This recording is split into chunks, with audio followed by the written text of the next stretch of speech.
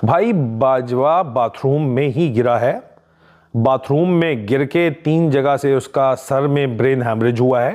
पाकिस्तान के सिक्योरिटी इदारों ने भारत के पाकिस्तान के खिलाफ फॉल्स फ्लैग ऑपरेशन की प्लानिंग बेनकाब कर दी है। सिक्योरिटी जराये के मुताबिक पाकिस्तान ने भारत की खुफिया कम्युनिकेशन डिकोड की है। पाकिस्तान के खिलाफ फॉल्स फ्लैग ऑपरेशन की मनसूबाबंदी भारत कर रहा है और कैदियों को रिहा करने का मंसूबा है। आज कमर जावेद बाजवे के साथ ये हुआ है, कल ये सब कुछ आसिम मुनीर के साथ भी हो सकता है।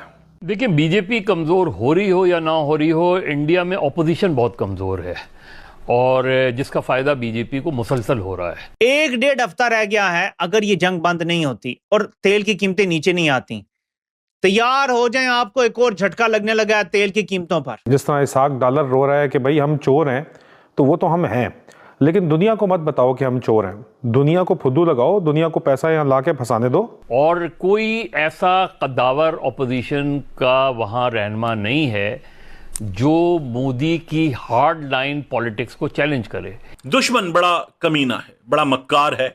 उसने पहले भी जो हरकतें की, उन हरकतों के जरिए उसने पाकिस्तान को तेल और गैस के वांदे हो जाएंगे। यकीन माने कि पाकिस्तान में तेल और गैस खत्म हो जाएगा।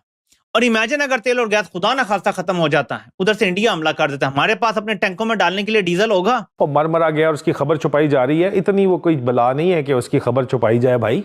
वो मरा हुआ ही पड़ा है, लेकिन अभी तक मरा नहीं है, सांसें बाकी हैं। नमस्कार दोस्तों, धुरंधर का जो काम है वो पाकिस्तान में अभी भी चल रहा है और धुरंधर वहां से वापस नहीं आया है। अभी कुछ दिन पहले ही बाजवा तो था, पहले जनरल था, ये मिलिट्री चीफ था पाकिस्तान का। ये बाथरूम में गिर गया था और उसके सर में गंभीर चोटें आई थी। अब इसकी डेथ हो गई है 1-2 दिन पहले और ये सारी चीजें ने बिल्कुल आसिफ मुनीर को डरा दिया। और लोग कह रहे हैं, खुद पाकिस्तान की मीडिया इस बात को मान रही है कि अब अगला जो नंबर है वो आसिफ मुनीर का ही है। आसिफ मुनीर ने जो गंदगी फैलाई है और जिस तरह से ऑपरेशन सिंदूर के में पिटा था और उसके बाद जो उसने सारा फ्रॉड किया और फील्ड मार्शल बना, उसके बाद पाकिस्तान के अंदर भी इसको लेके काफी लोग गुस्से हैं, बहुत ज्यादा तनाव है और पाकिस्तान में खुद इसको पसंद नहीं किया जा रहा है। तो आसिफ मुनीर, और ये रीजन है कि आसिफ मुनीर जो है वो ब्लड प्रूफ जैकेट पहन के घूमता है और वो जो है वो शीशे के पीछे, बुलेट प्रूफ शीशे के पीछे बैठा है। हमने इस तरह की तस्वीरें देखी हैं। तो अगला नंबर आसिफ मुनीर का ही। आप क्या सोचते हैं कमेंट बॉक्स में जरूर लिखिएगा। वीडियो अच्छा लगे तो लाइक करें, शेयर करें, चैनल को सब्सक्राइब करना ना भूलें और बेल का आइकन प्रेस कर दें लेटेस्ट नोटिफिकेशन के लिए। आइए आगे बढ़ते हैं इस वीडियो में। बाजवा बाथरूम में ही गिरा है।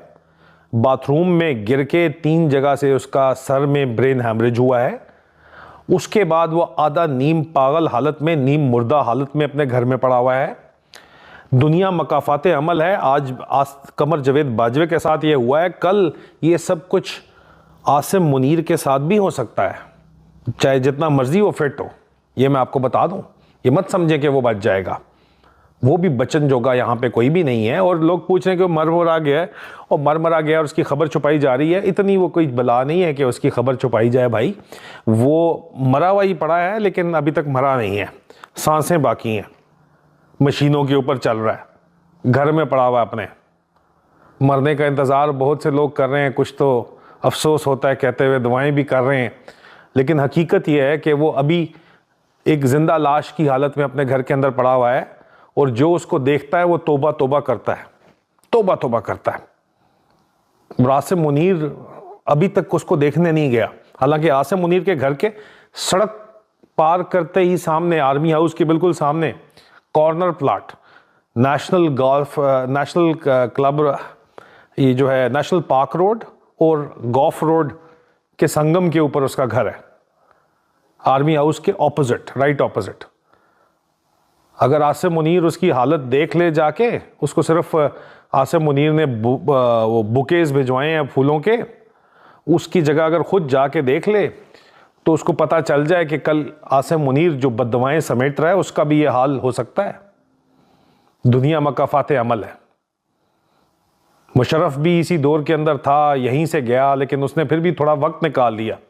बाजवे के साथ जो हो रहा है और कल आसिम मुनीर के साथ होगा, वो भी हम देखेंगे। खुदा ने अपनी खुदाई भी तो दिखानी है ना यार। देखिए, बीजेपी कमज़ोर हो रही हो या ना हो रही हो, इंडिया में ऑपोजिशन बहुत कमज़ोर है और जिसका फ़ायदा बीजेपी को मुसलसल हो रहा है। इसी वजह से, इसके बावजूद कि इंडिया को पिछली जंग में बड़ा सेटबैक हुआ, बीजेपी इलेक्शन जीत गई, बिहार का इलेक्शन, इसलिए कि ऑपोजिशन डिवाइडेड थी और कोई ऐसा कद्दावर ऑपोजिशन का वहाँ रहनुमा नहीं है जो मोदी की हार्ड लाइन पॉलिटिक्स को चैलेंज करे। इंडिया में ओवर द इयर्स बहुत मेजर शिफ्ट आई है। इंडिया रिवायती तौर पे प्रो पैलेस्टीनियन हुआ करता था। कांग्रेस की जब हुकूमत होती थी, कांग्रेस की बुनियादी पॉलिसीज़ में पैलेस्टीनियन के कॉज को सपोर्ट होती थी। आज की पॉलिटिक्स में, इंडियन पॉलिटिक्स में, ये बिल्कुल मुख्तलिफ चीज़ है। बीजेपी ने हेट इतना फैला दिया है कि जिस हेट को अब आप देखें कि इतना शदीद वहाँ माशी बहरान है इस वक्त इंडिया में, लेकिन इंडिया में एंटी गवर्नमेंट कोई मूवमेंट चलती हुई नज़र नहीं आ रही। लोग उस तरीके से सड़कों पे नज़र नहीं आ रहे। उस तरीके से वहाँ जो है जिस तरह गवर्नमेंट को हिला दिया जाता है वो नहीं नज़र आता। फिर रिवायती तौर पे इंडिया और ईरान के ताल्लुकात हमेशा अच्छे हुआ करते थे। जो इंडिया ने प्रो इजराइल पोजीशन ली है, उसके बाद इंडिया में जो है ईरान के साथ ताल्लुकात में कशीदगी बढ़ गई, उसमें बड़ी है। और इंडिया के लिए 2025 और 2026 इंटरनेशनली सेटबैक का साल है, जबकि पाकिस्तान के लिए अपॉर्चुनिटीज़ का साल है। पाकिस्तान की जो भारत के ख़िलाफ़ जंग में कामयाबी के बाद फिर इंडिया एक्सपेक्ट नहीं कर रहा था कि अमेरिकी सदर डोनाल्ड ट्रंप का इतना ज़्यादा प्रो पाकिस्तान स्टांस नज़र आएगा, जो कि आज तक चल रहा है। इसने इंडिया और अमेरिका के ताल्लुकात में कशीदगी लाए। इंडिया को सेटबैक हुआ टैरिफ के मामले को, इंडिया को सेटबैक हुआ जंग के मामले में। इंडिया को मुसलसल एक सेटबैक के बाद सेटबैक होता जा रहा है। पाकिस्तान के लिए अपॉर्चुनिटीज़ है। हमें सिर्फ आज का नहीं, कल का देखना है। देखिए, रिवायती तौर पे, यानी मैं जिस तरह अभी आज़ाद भी बात कर रहे थे कि मैं समझता हूँ कि इंडिया और पाकिस्तान की मेजॉरिटी, अक्सरियत, मोहब्बत और दोस्ती के साथ रहना चाहती है। अब बदकिस्मती से लीडरशिप के लेवल पे ये चीज़ हमें नज़र नहीं आती।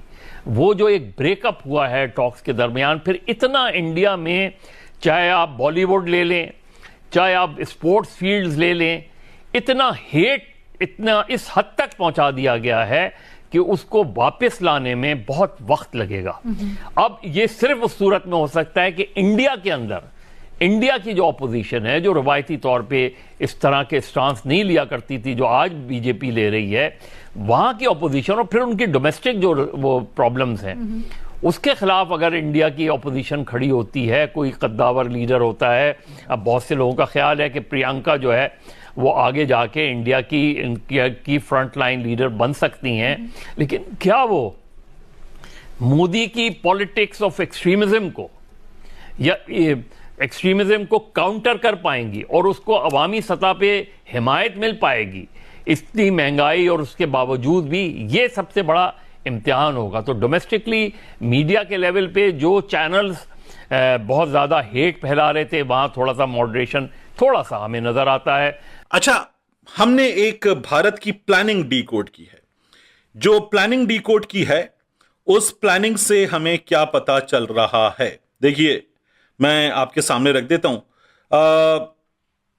हमने ये डीकोड किया है कि भारत प्लान कर रहा है मकबूजा कश्मीर में भारत में कैद पाकिस्तानी कैदियों को लाया जाए, मकबूजा कश्मीर में एक मकाम पर, वहां एक हमला किया जाए। जब पाकिस्तानी कैदी वहां होंगे तो भागे और भाग कर आए और इन्होंने इस जगह आकर ये अमल अंजाम दिया। भारत में दहशतगर्दी की फलां वारदात, फलां चीज इन्होंने ये कर डाला। अब भारत के पास ये मौका है। इस तरह की एक प्लानिंग थी।